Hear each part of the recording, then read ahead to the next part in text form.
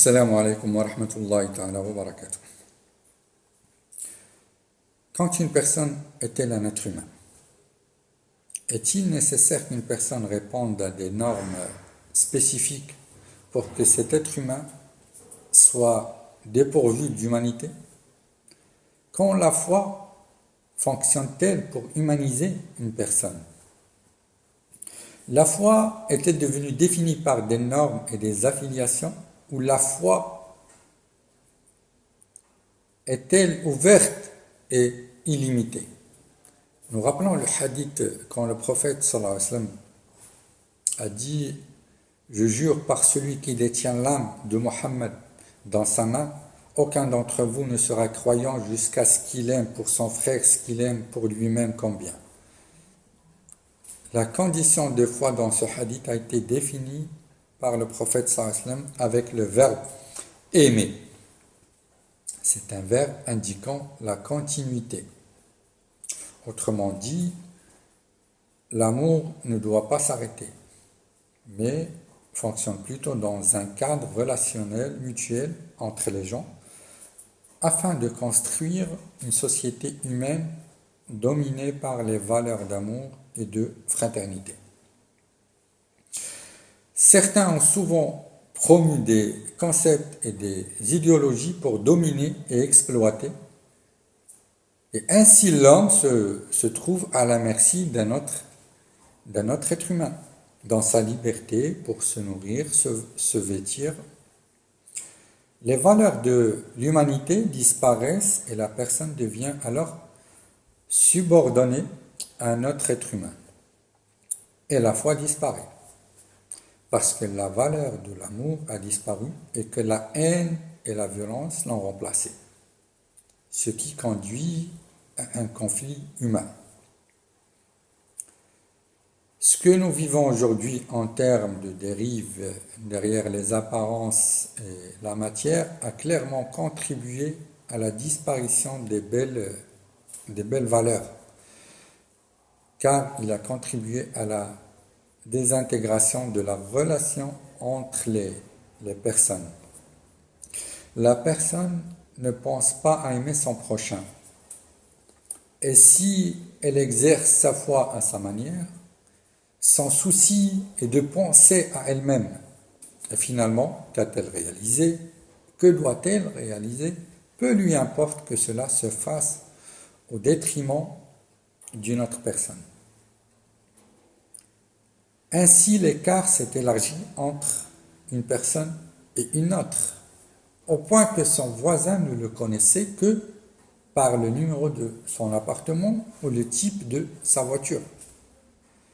Bien que notre vraie religion ait recommandé de bien prendre soin du voisin, comme il a été mentionné dans le verset qui dit: adorez Allah et ne lui donnez aucun associé. Agissez avec bonté envers vos pères et mères, les proches, les orphelins, les pauvres, le proche voisin, le voisin lointain, le collègue et le voyageur.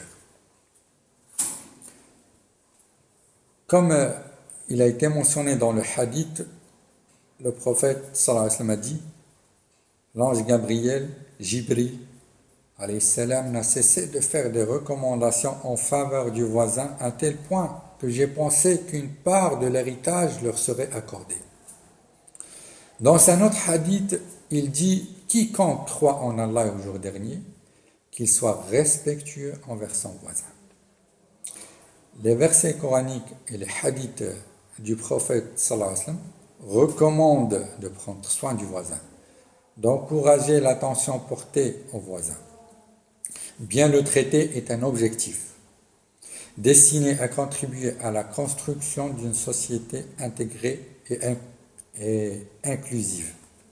La religion islamique est soucieuse de parvenir à la foi dans la coopération entre tous les peuples, afin d'assurer leur cohésion et leur solidarité. Et cette religion a des valeurs claires qui préservent la dignité humaine. De telles valeurs préconisées par la religion de l'islam sont des valeurs antérieures à la foi. Et elles sont une condition préalable à la réalisation de la foi. Cela signifie qu'il n'y a pas de foi sans coopération, sans solidarité. Autrement dit, le soin de l'humanité pour son prochain est l'une des priorités de la foi. Comment un croyant peut-il être croyant quand son voisin est en détresse? Et comment un croyant peut-il être croyant quand il n'a pas de sentiment humain envers les gens? Par conséquent, la croyance doit d'abord être en l'unité de l'humanité, parce que la croyance en Dieu est une question précise qui ne fait aucun doute. La croyance en une religion ou une doctrine intellectuelle ou philosophique est une affaire personnelle. Comme l'individu croit en une pensée ou une religion dont il est convaincu, par conséquent, l'humanisation de la foi nécessite de dépasser les limites individuelles de la foi et d'investir ce qui est humain pour servir l'homme à travers des valeurs humaines, pour préserver la dignité de l'homme et lui donner la capacité de s'exprimer et de penser, ce qui contribuerait à construire une société humaine libre. Cela ne sera réalisé, bien entendu, que dans une société humaine où la foi est sans limite.